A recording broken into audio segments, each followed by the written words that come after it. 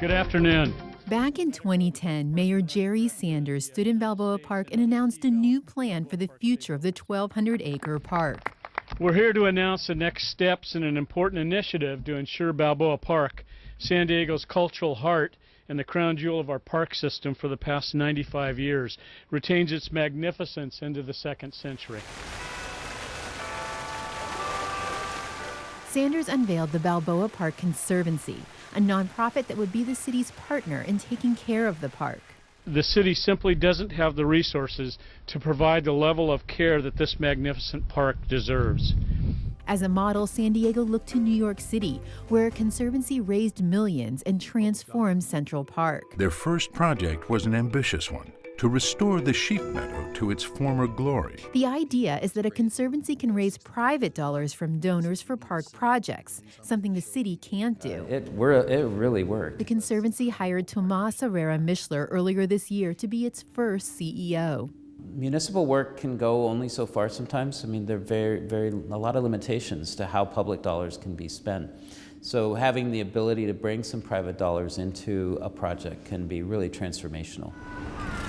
What gets transformed by the Conservancy may not always be the most pressing issue facing the park. The water main system is 100 years old and needs to be overhauled. But the Conservancy's first big fundraising campaign is for the restoration of the Botanical Building. Carol Littlejohn Chang is president of the Conservancy's board. She says starting with the iconic Botanical Building was a no-brainer. We knew that would be appealing to private donors. We don't feel as sanguine about the fact that a sewer is particularly appealing to a private donor. The goal is to raise $3 million for the Botanical Project. Chang says they've raised about $500,000 so far. The money will be used to fix the roof, add lights, and to restore the building to the way it was in 1915. As for that pesky water main system, it has urgency to be addressed. And I think it's top of mind for many organizations in the park appropriately, and it's certainly top of mind for us. The Conservancy has a lot on their plate, dealing with a long list of deferred maintenance, making the park more drought tolerant, saving trees. Herrera Mischler, who led the Olmsted Parks Conservancy in Buffalo, started July 1st. He doesn't seem worried about the long to-do list. I've been dealing with historic landscapes for a long time, and they're never done. You always have something you need to do, especially landscapes are living. They're changing all the time. Plants grow, they die, they change, and so there's always a lot of very careful thinking that has to go into every project. That's why, you know, we can't rush into any project. It has to be very carefully thought through.